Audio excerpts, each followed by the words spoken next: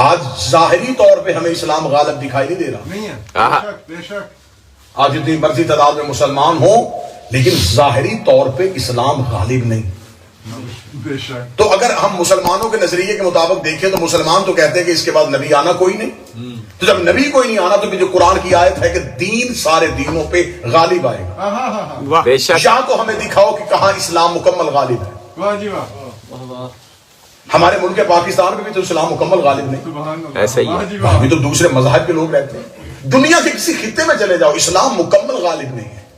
تو اگر اسلام مکمل غالب نہیں تو پھر قرآن کی آیت کی صداقت کہاں جائے گی؟ واہ جی واہ. سبحان اللہ سبحان اللہ. نبی نے تو آنا نہیں، نبی تو دنیا سے چلے گئے. ماشاء اللہ. واہ جی تو واہ. اب کس نے دین کو غالب کرنا ہے؟ علیم مولا علیم مولا. دو رستے ہیں، یا تو یہ مان کے آیت ٹھیک نہیں. ہائے ہائے ہائے. اگر آیت حق ہے اور یقیناً حق ہے، بے شک. آیت کی صداقت پہ شک کرنے سے بندہ کافر ہو جائے گا. بے شک. اگر آیت حق ہے تو پھر نبی نے بھی کسی نے نہیں آنا، تو پھر مان کو کوئی ایسا آنے والا ہے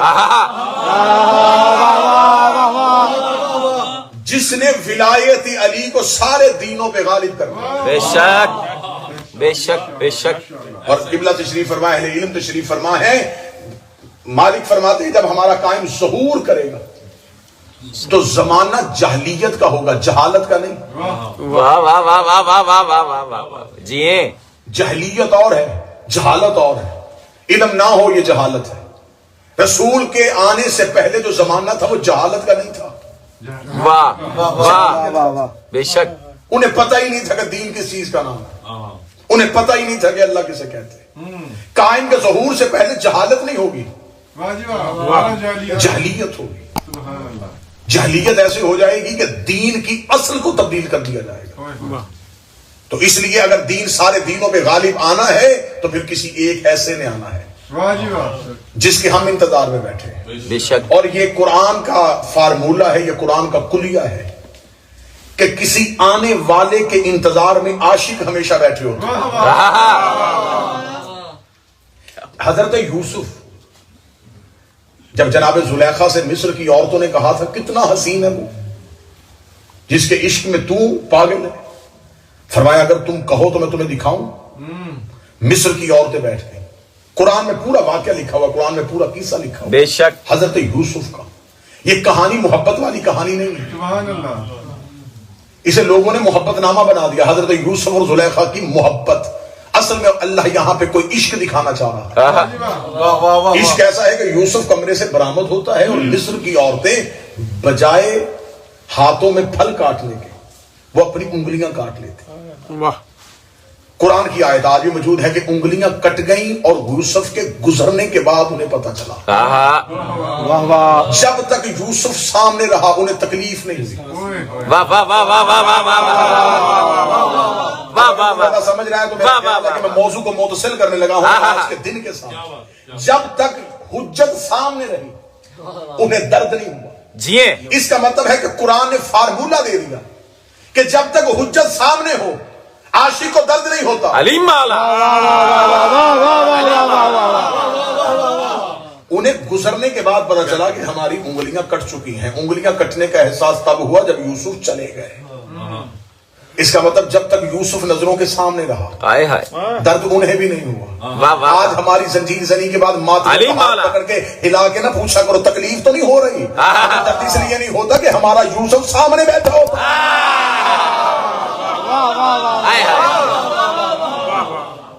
کبھی بھی زنجیر زنی کو، کیونکہ میں یہ نہیں سمجھا کہ اس امام بارگاہ کے اس ہال میں بیٹھے ہوئے لوگ میرے سامنے، اس مجلس کو پوری دنیا میں لائیو دیکھا جا رہا ہے. بے شک. میں پیغام جہاں تک پہنچانا چاہتا ہوں وہاں تک پہنچانے لگا ہوں. کبھی بھی حسین علیہ السلام کے عشق میں ہونے والی زنجیر کو مذاق نہ اڑانا، بے شک. بے شک. اس پہ الزام نہ لگانا.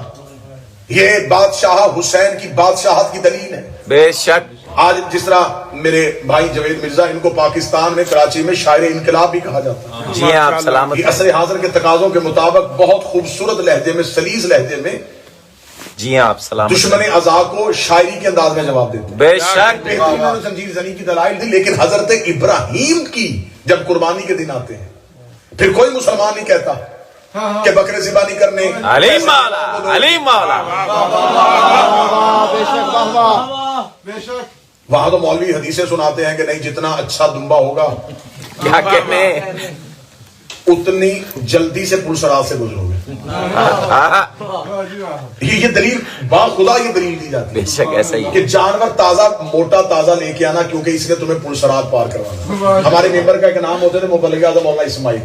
مولانا اسماعیل کے سامنے بیٹھے ہوئے مناظرے میں ایک مولوی نے کہہ دیا کہ ہم پل صراط پار قربانی کے جانور پہ کریں گے. جناب اسماعیل مسکرا کے کہنے لگے کہ پل صراط کے پرلی طرف جنت ہے, تم نے ادھر جنت میں جانا ہے, اس پل سے گزر کے, اس برج سے گزر کے تم نے جنت میں جانا ہے, اور تم کہہ رہے ہو کہ ہم نے ان جانوروں, ان بکروں, ان دمبوں پہ بیٹھ کے پل صراط پار کرنا ہے. مولانا اسماعیل کا تمہیں شاید یاد نہیں کہ اللہ قرآن میں کہہ رہا ہے کہ ایک اصحاب کہف کا کتا ہے جس نے جنت میں جانا ہے, ادھر سے تم آ رہے ہوگے سوار ہو گئے, آگے سے صحابہ کہف کا کتا بھونک پڑا تو نہ سواریاں بچیں گی نہ سوار. اب یہ صرف دلیل اس لیے دی جاتی ہے کہ تاکہ مسلمان جتنا بڑا جانور لے کے آئیں گے اتنی زیادہ بہتر کھال ہوگی. صرف ایک کھال کے چکر میں حدیثیں بدل دی گئی کہ پل صراط پار ہوگی. ابراہیم کے دنوں میں کسی مسلمان کو یہ یاد نہیں آتا یہ پیسے یتیموں کو دینے چاہیے, یہ پیسے بیواؤں کو دینے چاہیے. وہاں کہتے ہیں سلامت رہیے ابراہیم ہے, حضرت ابراہیم ہے جی, خلیل اللہ ہے, خلیل اللہ کی سنت کو تو زندہ کرنا ہے نا جی, اجتماعی قربانی کرو. نہیں کچھ پیسے بن پڑتے, اجتماعی قربانی کر لو. اگر اللہ نے توفیق دیا ایک جانور لیا, 2 جانور لے آؤ, قربان ضرور کرو, قربانی ضرور کرو. کیوں؟ ابراہیم کو خوش کرنا ہے, ابراہیم کو خوش کرنا ہے. تمہیں ابراہیم اور حسین میں فرق ہی سمجھ میں نہیں آیا؟ جسے جانوروں کے لہو کی سلامی دی جائے اسے ابراہیم کہتے ہیں, جسے انسانوں کے لہو کی سلامی دی جائے اسے حسین ابن علی کہتے ہیں. حسین کو جانوروں کے لہو کی سلامی دی جاتی ہے, حسین کو انسانیت کے لہو کی سلامی. بے شک بے شک.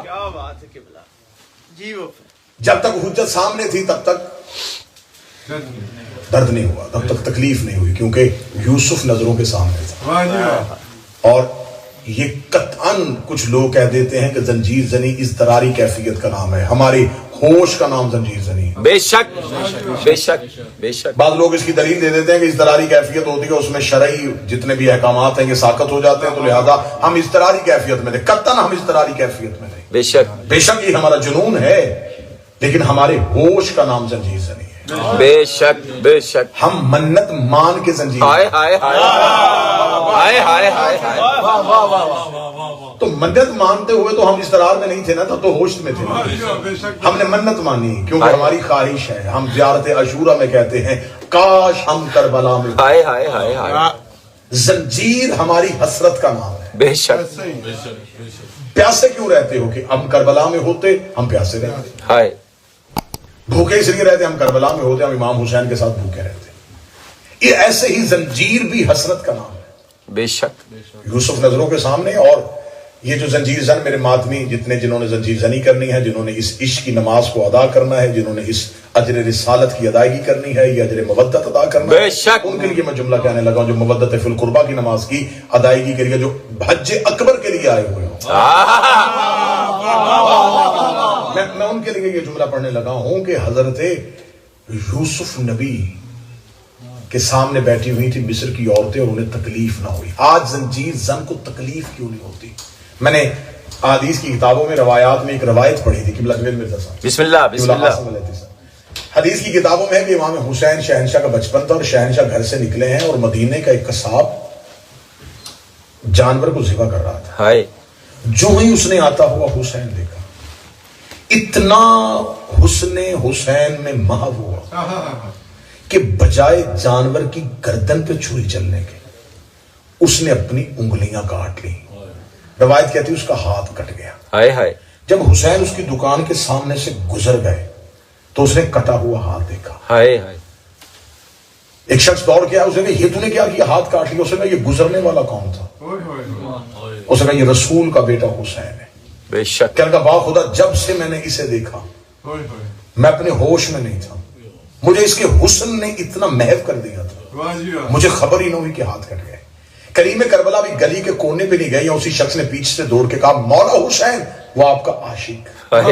اس نے عشق کیا اور اس نے بجائے جانور کی گردن پہ اس کے ہاتھ کٹ گئے. کریم کربلا واپس پلٹے. روایت کے جملہ امام حسین نے اس کا کٹا ہوا ہاتھ پکڑا, ہاتھ کو ملایا اور اپنے ہاتھ کو پھیرا, ہاتھ واپس مل گیا. جب سے میں نے یہ روایت پڑھی ہے تب سے میرا یقین ہو گیا ہے جب ماتمی زنجیر مارتا ہے تو زخموں پہ ہاتھ حسین پھیرتا. شفا حسین سے ملتی ہے۔ میرے نبی کے پاس ایک خدا ہے اور ایک دین حق ہے۔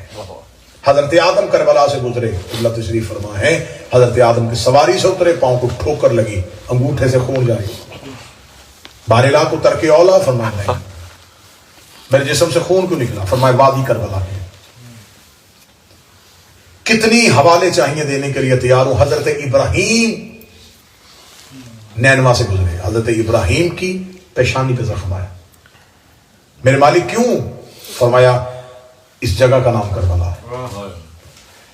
حتیٰ کہ امیر المومنین جنگ صفین سے واپسی پہ گزرے تو امیر المومنین کے پاؤں کے انگوٹھے پہ کانٹا لگا اور لہو آیا۔ جس حسین پہ لہو کا پرسہ دینا علی جیسے امام پہ بھی واجب ہو۔ حسین علیہ السلام کے محبت میں ماتم اور محبت میں لہو نکالنے کی اتنی دلیلیں ہیں۔ جناب عالیہ سے زیادہ بھی کوئی دین سمجھتا تھا؟ یہ صرف شریکت الحسین نہیں، یہ 3 اماموں کی ایک وقت میں مشیر ہے۔ مولا علی نے مشورہ دیا، مولا علی سے مشورہ، مولا حسن مشورہ لیتے، مولا حسین مشورہ لیتے، اور امام حسین علیہ السلام کے سر مبارک کو دیکھے شہزادی نے اپنا سر اقدس جو ہے وہ محمل کی چوب میں مارا اور پیشانی سے لہو نکلا۔ شہزادی کا یہ لہو دلیل ہے حسین پہ لہو نکالنے۔ آج لوگ یہ جاہلانہ بکواس کرتے ہیں کہ نہیں، دنیا کے سامنے ہمارا تعصب غلط پھیلتا ہے، تو دنیا تو تمہاری نمازوں کو بھی اچھا نہیں سمجھتی، دنیا تو تمہارا ایک عمارت کے گرد 7 چکر کاٹنے کو بھی بہتر نہیں سمجھتی۔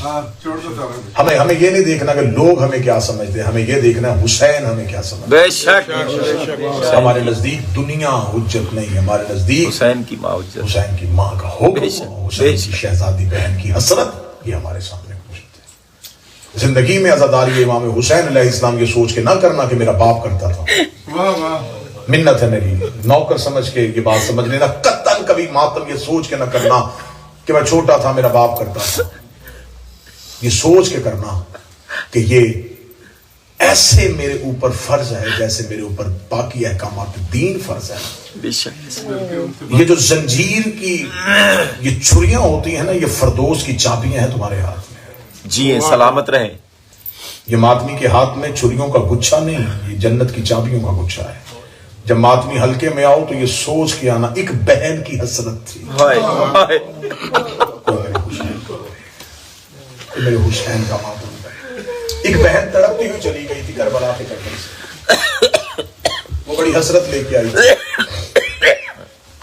اس کی حسرت تھی کوئی میرے حسین کو روئے، تو حسین کے عشق میں جتنی دیر زندہ رہو، جتنی دیر جیو، حسین کے بن کے جیو، حسین سے وفا کرنا، بطول کے حق پہ پردہ نہ ڈالنا، علی کی ولایت نہ چھوڑنا، حسین کا ماتم نہ چھوڑنا۔ وطن سے دور ہوں، عقیدے سے دور نہیں، جی نہ عقائد میں سمجھوتا کیا، نہ عقائد سے کبھی بھاگا۔ انشاءاللہ بہت سی سازشیں بے نقاب ہو گئیں، بہت سی سازشیں بے نقاب ہوں گی، انشاءاللہ۔ اپنوں میں چھپے ہوئے منافق ظاہر ہو رہے ہیں، اصل لوگوں کو پتا چلے کہ اصل دشمن باہر سے نہیں اندر سے ہے۔ زندگی میں کبھی عقائد میں سمجھوتا نہ کرنا۔ حسرت ہے علی کی بیٹی کی، کوئی میرے حسین کو روئے، کیونکہ آج چہلم کا دن ہے۔ جتنے دور دراز سے آئے صرف ایک نیت کرنے کے لیے آئے ہیں کہ آج آخری پرسہ ہے، اس کے بعد پھر جتنی بھی شہادتیں ہیں وہ کریم بادشاہ حسن کی ہو، وہ مولا 11ویں شہنشاہ کی ہو، پھر تو پورا سال رونا ہے، لیکن امام حسین کے چہلم کی یہ مجلس ہے۔ چہلم ہوتا ہے 40 دن بعد۔ یہ کائنات کا پہلا غریب ہے جس کی بہن 1 سال بعد چہلم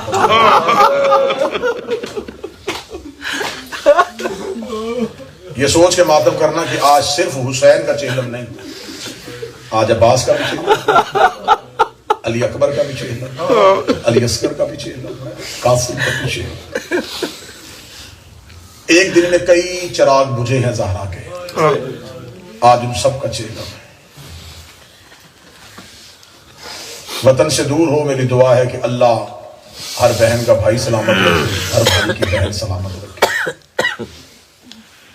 اللہ نہ کرے خاکم بدہن اگر کسی بہن کا بھائی مر جائے، وہ بہن پردیس سے وطن جائے، لوگ اس کے آنے سے پہلے اس کے بھائی کو دفناتے نہیں، کوشش کرتے ہیں کہ بہن پہنچ جائے، وہ بھائی کا آخری بار چہرہ دیکھ لے۔ بہن بھائی کا چہرہ دیکھ لیتی ہے، لوگ مطمئن ہو کے بھائی کو دفنا دیتے ہیں۔ قریبی عزیز جانے لگتے ہیں، بہن دروازے پہ کھڑی ہو جاتی ہے، لوگ پوچھتے ہیں تو اپنے گھر اپنے وطن نہیں جائے گی؟ رو کے کہتی نہیں میں نہیں جاؤں گی، کیونکہ میں نے ابھی بھائی کا چہلم کرنا ہے۔ غریب سے غریب ہی بھائی ہو، 40 دن تک بہنیں بھائی کا دروازہ نہیں چھوڑتی، اب تیری ہائے نکلے یا چیخ نکلے ضرور حق ادا کرنا۔ 11 محرم بتے ہوئے ہاتھوں کے ساتھ بھائی کی لاش سے قریب سے گزری، رو کے کہنے کی حسین میرا بڑا جی چاہتا تھا میں تیرا چہلم کربلا میں کرتا۔ حسین میری مجبوری بن گئی، نانے کی امت رسیاں لے کے آ گئی۔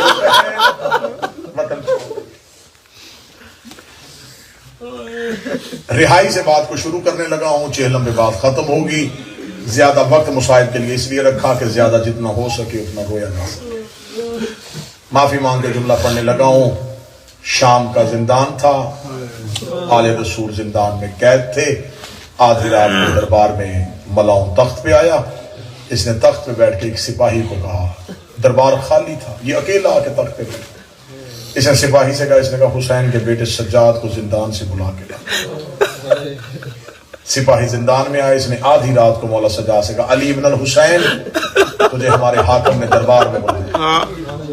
شیعہ قوم مدرسوں میں آ کے ان کے حافظے اتنے بہتر ہو گئے ہیں کہ یہ امام حسین کے غم میں صرف اشارہ ہو بات مکمل سمجھ لیتے ہیں۔ میں اشارہ کروں گا بات پوری سمجھ لینا۔ بلایا چوتھے کو تھا، پانچواں بھی ساتھ اٹھا۔ اس سے زیادہ چھپا کے اشارہ میں نہیں کر سکتا۔ بلایا چوتھے امام کو تھا، پانچویں امام صاحب اٹھے۔ مجبوری کو سیدوں کی اتنی بڑی تھی، چوتھے نے کمر سیدھی کی، پانچویں کے تلوے زمین سے۔ دونوں باپ اور بیٹا اللہ تشریف فرمائے۔ چلے جو نہیں رو سکا میں معافی پڑھا ہوتا نہ کبھی منبر میں نہ پڑھتا۔ جو رسیاں سجاد کے ہاتھوں پہ تھی وہ باقر کی گردن میں تھی۔ مولا سجاد اپنے ہاتھوں کو جھکاتے تھے، کمر کو خم رہتا تھا۔ دونوں حجتیں اس ملاؤن کے تخت کے سامنے، یہ تخت پہ بیٹھا تھا۔ مولا سجاد کی آواز آئی، ملاؤن پیشیوں کا کوئی وقت ہوتا ہے، تمہارا جب جی چاہتا ہے ہمیں دربار میں بلا لیتے۔ یہ دیکھا تھا آدھی رات کو میں نے کسی مجبوری کے تحت بلایا۔ مولا سجاد کی بات کیا مجبوری ہے؟ کہنے لگا میرے لیے مجبوری ہے، تیرے لیے بہتر خبر ہے۔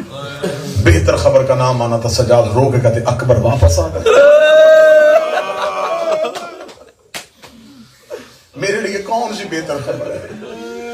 یہ دیکھ کے کہنے لگا حسین کا بیٹا میں تیری قید آزاد کرنا چاہتا ہوں۔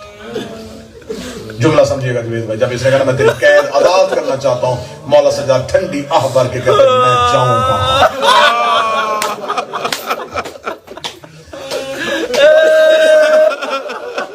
بادشاہ حسین ہر بے گناہ کی قید رہا کرے۔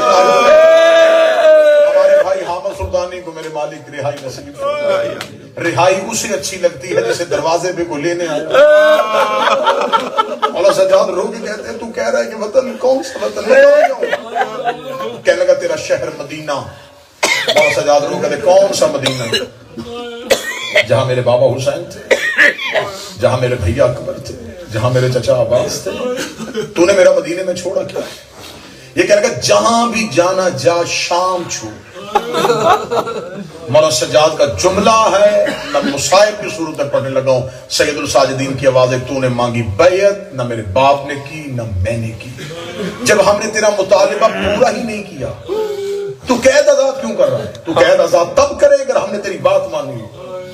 جب تو نے ہمیں قتل کر کے دیکھ لیا، ہم نے قید کر کے دیکھ لیا، ہم نے تیری بیعت کی نہیں، تو ہماری قیدیں کیوں آزاد کرتا ہے؟ جو اس نے وجہ پڑی گھروں تک رو گے اگر جملہ سمجھ لو۔ یہ دیکھے گا بیعت کرنی ہے نہ کر، شام چھوڑ دے۔ مولا سجاد کی وجہ مجبور کیوں ہو گیا ہے؟ کہنے لگا مجبوری بتاؤں؟ مولا سجاد نے کہا کیا مجبوری ہے؟ یہ دیکھے گا وہ جسے دفنا کیا ہے نا، اس کے رونے کی آواز آج بھی میرے محل میں آ رہی ہے۔ وہ جسے چند دن پہلے دفنا کے آیا ہے، میں آدھی آدھی رات کو اٹھا ہوں کبھی محل کے اس کونے پہ کبھی اس کونے میں، رو رو کے کہہ رہی کھول دے رسیاں، کھول دے کڑیاں، اور میرا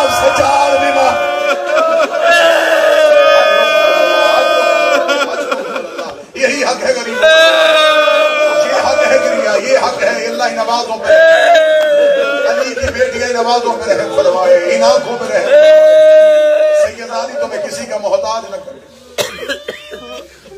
فرمایا اس کے رونے کی آوازیں مجھے چین نہیں لینے دیتی، مجھے ڈر ہے کہیں میرے اوپر عذاب نہ آ جائے۔ مولا سید الساجدین کی آواز آئی، فیصلہ میں نے نہیں کرنا، فیصلہ میری ماں کرے۔ یہ دیکھے گا تو امام بھی ہے، حسین کا بیٹا بھی ہے۔ فرمایا میں بیٹا ہو کے وارث نہیں، وہ بہن ہو کے وارث ہے، وہ شریکت الحسین ہے، اس کا کربلا میں حصہ ہے۔ اس نے کہا میں تخت پہ بیٹھا ہوں، میں دربار میں بیٹھا ہوں، جا ماں سے پوچھ۔ مولا سجاد زندان میں واپس ہے، ریت کے مسلح پہ تھی علی کی نمازی بیٹی۔ جب مولا سجاد نے ماں کے تلووں پہ ہاتھ رکھے کہا ماں یزید کہتے آزاد کر رہا ہے، ساتھ سجدے سے اٹھا کے کہتی اس سے پوچھ شام کی عورتیں تھک گئی، اس سے پوچھ شام میں پتھر ختم ہو گئے، کس وجہ سے کہتے آزاد کر رہا ہے۔ اماں وہ کہتا ہے کہ مجھے معصومہ کے رونے کی آواز آتی ہے۔ بی بی رو کے کہنے لگی نا سجاد، اس کے باپ سے میرے بھائی نے شرطیں منوائی تھی، تو اس سے منوا تاکہ مورخ لکھے کہ علی کی بیٹی فاتح بن کے اٹھی تھی۔ ایسے جاؤں گی مورخ لکھ دے گا کہ علی کی بیٹی سے اس نے، اس سے پہلے کہ مورخ تاریخ بدلے تو شرطیں منوا۔ علی کی بیٹی نے شرطیں کیوں رکھی؟ تاکہ کل کو مورخ یہ نہ کہے کہ خون معاف کروایا تو کہہ دے آزاد کی۔ فرمایا شرطیں یہ نہیں، شرطیں ہم بتائیں گے، ہماری شرائط ہوگی پھر آزاد ہوں گے۔ مولا سجاد کو بی بی نے شرائط بتائی، مولا سجاد دربار میں آئے، میں جو ماتم کرنے کے لیے آئے ماتم کی تیاری کرنا۔ اس نے کہا کون سی شرطیں ہیں؟ مولا سجاد نے کہا پہلی شرط شہداء کے سر واپس جائیں۔ یہ دیکھ کے کہنے کا بغیر کسی وجہ کے دوں گا، فوراً دوں گا۔ اور کوئی شرط؟ مولا سجاد کی آواز آئی ہمیں 3 اونٹ سفر کے لیے، جس کی ہائی نہیں نکلی مجھے بول کے بتاؤ، جب 28 رجب کو مدینے سے چلے تو 3 لے کے چلے۔ 3 اونٹ، 53 اونٹ ہوگی سواریاں، 3 اونٹ۔ کتنا نقصان ہوا میں پڑھ نہیں سکتا۔ 3 اونٹ چاہیے۔ اس نے کہا بغیر کسی رکاوٹ کے دیتا ہوں۔ مولا سجاد کی آواز ایک تیسری شرط، جزلم کا بیٹا بشیر مہاری کی صورت میں۔ اس نے کہا وہ بھی دوں گا۔ مولا سجاد کی آواز ایک چوتھی شرط، ہمیں شام میں ایک گھر خالی کروا دے۔ کہنے لگا جب تم نے رہنا نہیں تو گھر کا کیا کرنا ہے؟ مولا سجاد کہتے میری ماں کہتی ہے میرے 9 مارے گئے، مجھے رونے کسی نے نہیں دیا۔ شام کی عورتوں کو اکٹھا کر، میں غریب کی مجلس کرنا چاہتی ہوں۔ جنہوں نے مجھے پتھر مارے انہیں میرے سامنے بٹھا، میں انہیں بتاؤں میرا باغی نہیں میرا نمازی بنا۔ مجھے ایک مجلس حسین شام میں برپا کرنی ہے۔ اسے کا مکان بھی خالی کروا دوں گا، شہداء کے سر بھی دوں گا، 3 اونٹ بھی دوں گا، بشیر ابن جزلم مہاری بھی دوں گا۔ جو سید بیٹھے ہو مجھے بیٹا سمجھ کے، بھائی سمجھ کے، مہمان سمجھ کے معاف کر دینا۔ جملہ سخت آ گیا ہے۔ آخری شرط بتانے سے پہلے سید الساجدین زمین پہ بیٹھ گئے، اتنا رویا باکر کے گلے میں باہیں ڈال کے میرا چوتھا امام یہ دیکھ کے کہنے لگا تو نے شرطیں کہتا گیا، میں بغیر کسی دلیل کے مانتا گیا، کون سی ایسی شرط ہے جس نے زمین پہ بٹھا دیا ہے؟ مولا سجاد کی آواز ہے میری آخری شرط ہے، مجھے خیموں کا لٹا ہوا مال واپس چاہیے۔ یہ کہتا مار کے کہنے لگا 36 ملکوں کی فوج نے لوٹا تھا زینب کا خیمہ، جس کے ہاتھ جو آیا وہ لے کے چلا گیا۔ سجاد رو کے کہتے کچھ اور دے نہ دے، میری ماں کی چادر مجھے واپس کر۔ یہ دیکھ کے کہنے لگا کرے گا کیا؟ آواز آئی سیدھا کربلا جاؤں گا، عباس کی قبر پہ رکھوں گا، آواز دوں گا اٹھ چچا غازی، جس چادر کا تو نگران تھا۔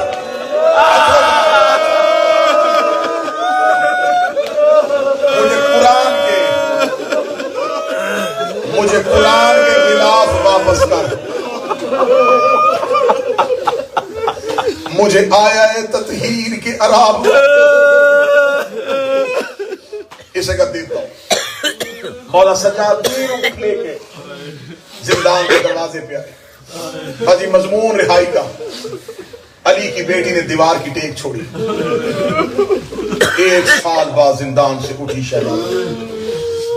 اگلی سطر میں سیدوں کے ڈر سے چھپا کے پڑھنے لگا ہوں، جہاں سے گزرتی گئی نیچے سے زمین سرخ ہو گئی۔ وجہ میں نہیں پڑھ سکتا शहजादी ऊंट के करीब आई। सजाद, जी अम्मा। सजाद, हम कहाँ जा रहे हैं? अम्मा मदीना।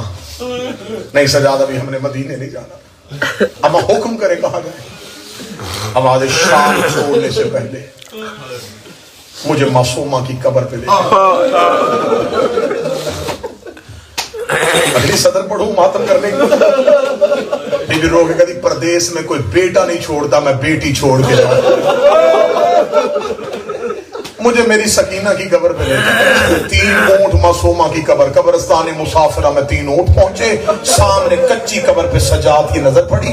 मौला सजाद ने ऊंटों की मुहार छोड़ी। सैयदुल साजिदीन गिरते गिरते मासूमा की कब्र पे गिरे। गिर के कहने लगे भाई बन के नहीं, इमाम बन के शुक्रिया अदा करने आया हो। तुझे पीने का पानी मिलता था, खुद नहीं पीती थी। मेरी कड़ियों पे डाल के कहती तू बीमार है, तेरी कड़ियां तप गई है। सकीना रोज मेरे पाँव चूमने के बहाने मेरे पाँव पे मुंह रख के कहती थी ये परिंदे कहाँ जा रहे हैं? मैं तुझे कहता था अपने घरों को, तू रो के कहती थी ये अपने घरों को जा रहे हैं। कभी मैं भी मदीने जाऊंगी। उठ सकीना, देख मेरी रस्सियां खुल गई। उठ सकीना, देख मेरी कड़ियां खुल गई। बीबी ज़ैनब की आवाज आई कलसूम सज्जाद को उठा ले, कहीं बहन की कब्र पे भाई मर न जाए। बीबी कलसूम ने मौला सज्जाद को उठाया। बीबी रुकैया ने बीबी कलसूम को उठाया। सबसे आखिर में आई अलमो वाले अब्बास की सौजा फजल की माँ। रो कर इससे आजादियों में तुम्हारे नौकर का हरम हो, एक बार पर्दा करो। मुझे सकीना से भी बात करनी है। अली की बेटियों ने पर्दा किया, अब तो मातम करने आया। शाम की धरती पर सलसला आया। ज़ैनब ने मुड़ के देखा, अब्बास की सौजा ने बुर्के के नीचे से सखी अब्बास का कटा हुआ सर निकाला, सकीना की कब्र के कदमों पे रखा। रो कर नौकर माफी मांगने आया है, पानी लेने गया था, तेरा हसीन प्यासा मारा गया, गाजी माफी।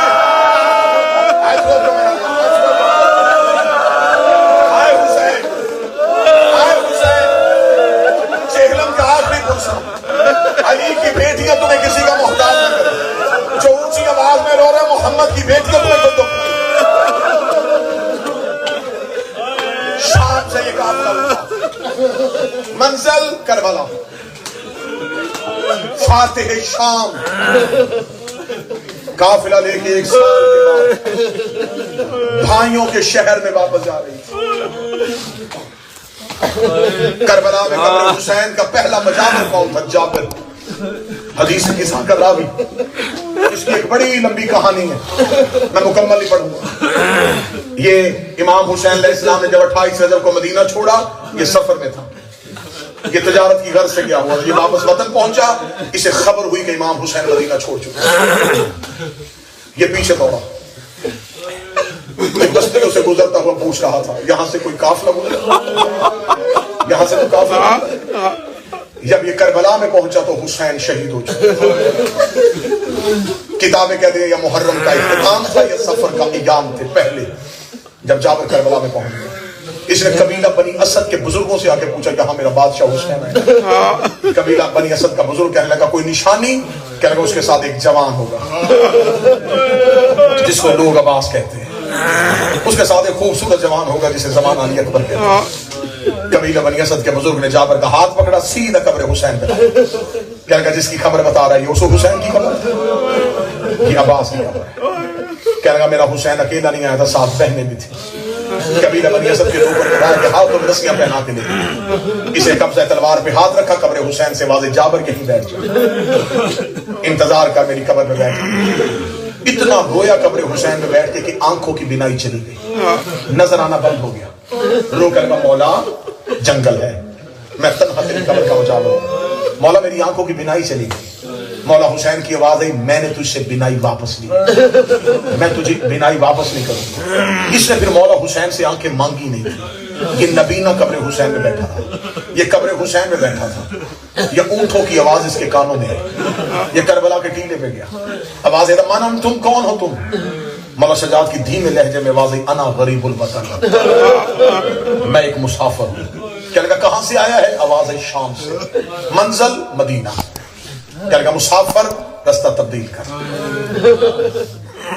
1 साल पहले ये रास्ता था, अब ये जंगल जंगल नहीं रहा। जाबिर जमीन में बैठा, मुट्ठी रेत की उठा के यूं रेत है, क्या लगा इस रेत में ज़हरा की औलाद का लहू मिला। अब ये خاک نہیں، یہ خاک شفا ہے۔